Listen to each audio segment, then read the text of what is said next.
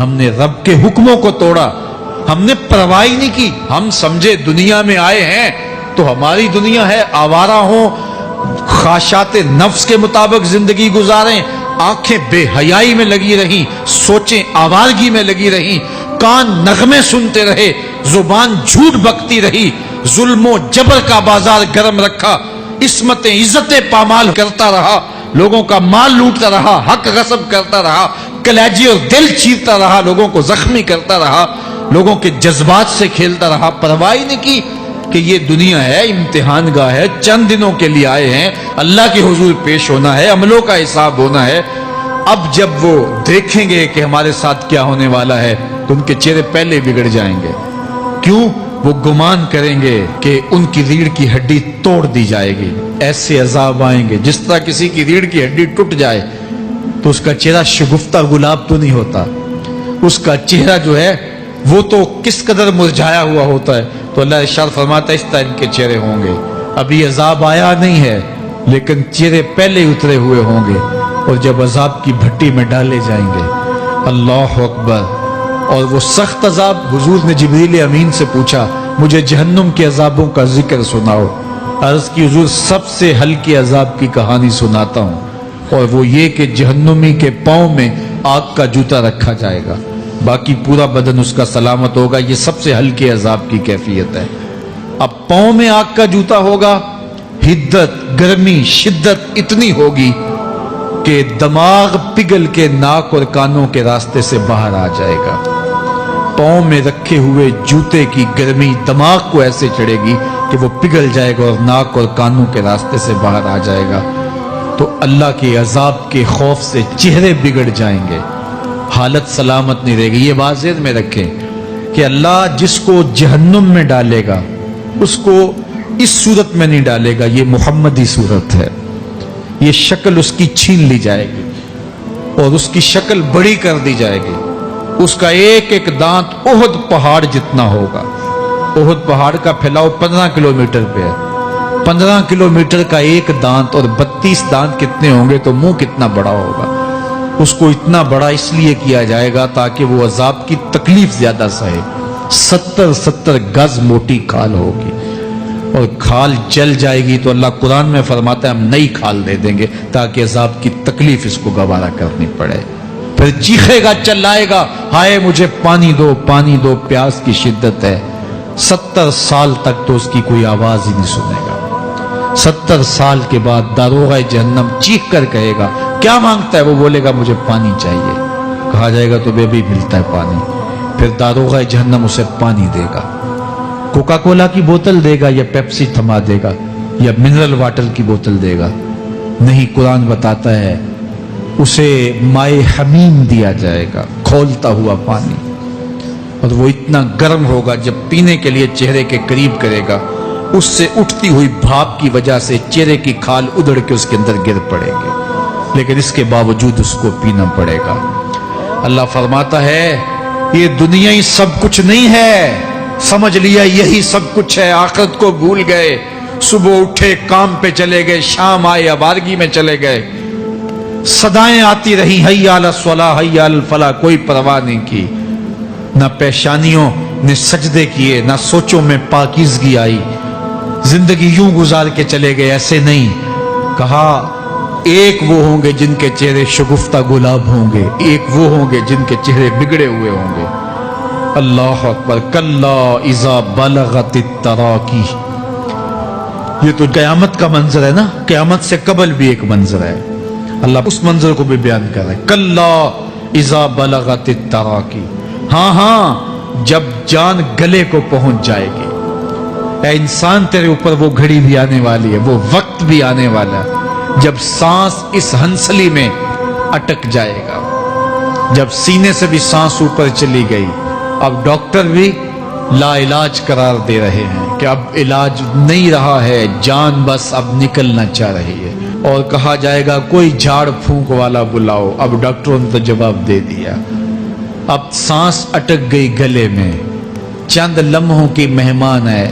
اب ڈاکٹروں نے کہا اب ہماری جانب سے لا علاج ہو گیا، اب لے جاؤ اس کو گھر، یا وینٹیلیٹر پہ ڈال دیتے ہیں اس کو، بس اب ہماری جانب سے کوئی اس کا علاج نہیں ہے. اب گھر والے روتے ہیں, کہتے ہیں کوئی جھاڑ پھونک والا لاؤ, کوئی دم والا لاؤ, شاید وہ کوئی دم کرے تو اس کی جان میں جان آ جائے. ڈاکٹروں نے تو لا علاج قرار دے دیا. وَظَنَّ عَنَّهُ الْفِرَاقِ. اللہ فرماتا ہے یہ تو جھاڑ پھونک والے کو ڈھونڈ رہے ہیں, لیکن جس کی سانس یہاں اٹکی ہے وہ سمجھ گیا ہے اب موت آ گئی ہے. اس کو یقین ہو گیا ہے کہ اب موت کے لمحے آ گئے ہیں, اب میں بچ نہیں پاؤں گا. اب آنکھیں تاڑے لگی ہوئی ہیں. وَالْتَفَّتِ السَّاقُ بِالسَّاقِ. پنڈلی پہ پنڈلی چڑھ رہی ہے. جب موت آ جاتی ہے تو پھر پنڈلی سے پنڈلی لپٹ جاتی ہے, اس کو پھر جدا کرتے ہیں اور جدا کر کے دونوں انگوٹھے باندھ دیتے ہیں تاکہ پنڈلی کے اوپر پنڈلی نہ چڑھے.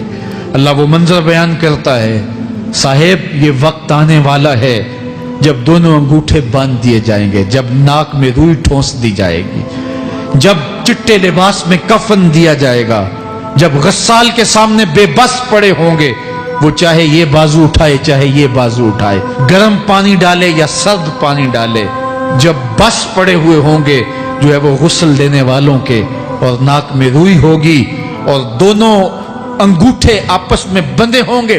یہ محل, یہ ماڑی, یہ کوٹھیاں, یہ بنگلے جس کو سویر شام لگ کے حلال حرام کی تمیز کیے بغیر بنایا تھا, غوث اعظم رضی اللہ تعالیٰ عنہ بولے مکان بنا رہا ہے, بسیں گے اور حساب تو جا کے دے گا, اور یہ تو ایک رات بھی تجھے اس گھر کے اندر نہیں رکھیں گے کہ چلو ایک رات مہمان رکھ لیں. کہتے ہیں نہیں نہیں, مہمانوں نے بھی جانا ہے تو جلدی کرو, اس کو سپرد کراؤ. وہ تو تیرا لباس بھی پھاڑ کے اتاریں گے, خود غسل دینے کے لیے تیار بھی نہیں ہے. تجھ سے خوف آنے لگا ہے, جاندی واری ڈرونا بنے ہوتے, ہاتھ نہ لاندے ڈر دے, جنہ لئی تو پاپ کمائے اج کتھے نہیں تیرے کر دے. آج تو وہ تیرے ساتھ تجھے غسل دینے کے لیے آمادہ نہیں ہے. وَالْتَفَّتِ السَّاقُ بِالسَّاقِ. جب پنڈلی پہ پنڈلی چڑھنے لگ جائے گی, إِلَىٰ رَبِّكَ يَوْمَئِذٍ الْمَسَاقُ. اس دن تیرے رب کی طرف ہی لوٹ کے جانا ہے. فَلَا صَدَّقَ وَلَا صَلَّىٰ. اس نے نہ تو سچ مانا اور نہ نماز پڑھی. وَلَٰكِنْ كَذَّبَ وَتَوَلَّىٰ. ہاں جھٹلایا اور منہ پھیر کے چل پڑا. ثُمَّ ذَهَبَ إِلَىٰ أَهْلِهِ يَتَمَطَّىٰ. پھر اپنے گھر کو اکڑتا ہوا چلا. اولا لک فاولا ثم اولا لک فاولا. تیری خرابی آ پہنچی, ہاں تیری خرابی آ پہنچی. ایحسب الانسان ان یترک سدی. انسان دنیا میں یہ گمان کرتا ہے اس کو سدا چھوڑ دیا جائے گا. سدا عربی میں ایسے اونٹ کو کہتے ہیں جس کی مہار کسی کے ہاتھ میں نہ ہو. شترے بے مہار, جہاں مرضی جس گھاٹ سے چاہے پانی پیے, جہاں سے مرضی چارہ لے, تو شترے بے مہار کو کہتے ہیں سدا. تو یہ انسان بھی گمان کرتا ہے کہ میں بھی سدا ہوں, مجھے کوئی کیوں پوچھے, میرے جذبات پہ کوئی کیوں قدغن لگائے, مجھے کیوں روکے کوئی. بالخصوص جوانی کے ایام کے اندر جوان کو بڑا ہوتا ہے کہ کوئی مجھے کیوں, وہ تو ماں باپ کے کہنے میں بھی نہیں آنا چاہتا. وہ کہتا ہے کیوں مجھے روکتے ہیں, میری جوانی ہے, میرے جذبات ہیں, مجھے آزادی سے جینے دو, کیوں میرے راستے میں رکاوٹ بنتے ہو, میں سدا ہوں. اللہ فرماتا ہے نہیں, ایک اونٹ تو سدا ہو سکتا ہے جس کو میں نے اشرف المخلوقات بنایا ہے, اس کو تو سدا نہیں چھوڑوں گا, اس کو تو پابند بناؤں گا حکام کا. اب وہ کہتا ہے کہ نہیں نہیں, یہ کیسے دوبارہ اٹھائے جائیں گے. اب دوبارہ وہی بات پھر آ گئی. الم یک نطفۃ من منی یمنا. اللہ فرماتا ہے ایک بوند تھی نا, پانی کا ایک قطرہ تھا جو رحم مادر میں رکھا گیا. ثم کان علقہ, پھر وہ پانی کا قطرہ لوتھڑا بنا. فخلق فسوی, پھر اللہ نے اسے پیدا فرمایا اور پھر ٹھیک ہموار کیا. فجعل منہ الزوجین الذکر والانثی, پھر اس سے وہ جوڑ بنائے, کوئی مرد بنایا کوئی عورت بنائی.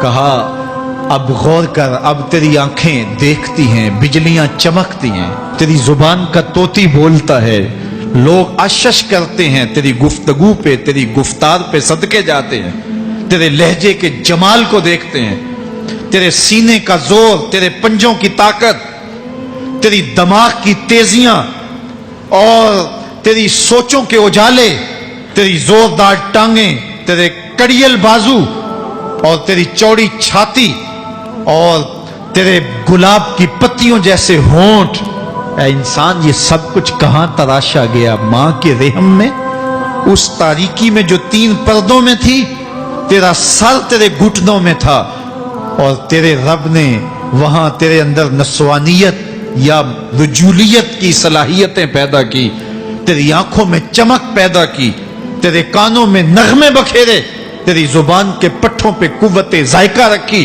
تجھے بولنے کی صلاحیت دی، تیرے پنجوں میں زور رکھا۔ آج تو مفتی شہر ہے، آج تو علامۃ الدہر ہے، آج تو قاضی القضات ہے، آج تو منسٹر ہے، آج تو وزیر اعظم ہے، آج تو پہلوان ہے، آج تو شہزادہ ہے، آج تو بادشاہ ہے، آج تو زوراور ہے، آج تیری طاقت کے کیا کہنے، آج شیروں کو تو نچا لیتا ہے، ہاتھیوں کو تو بٹھا لیتا ہے۔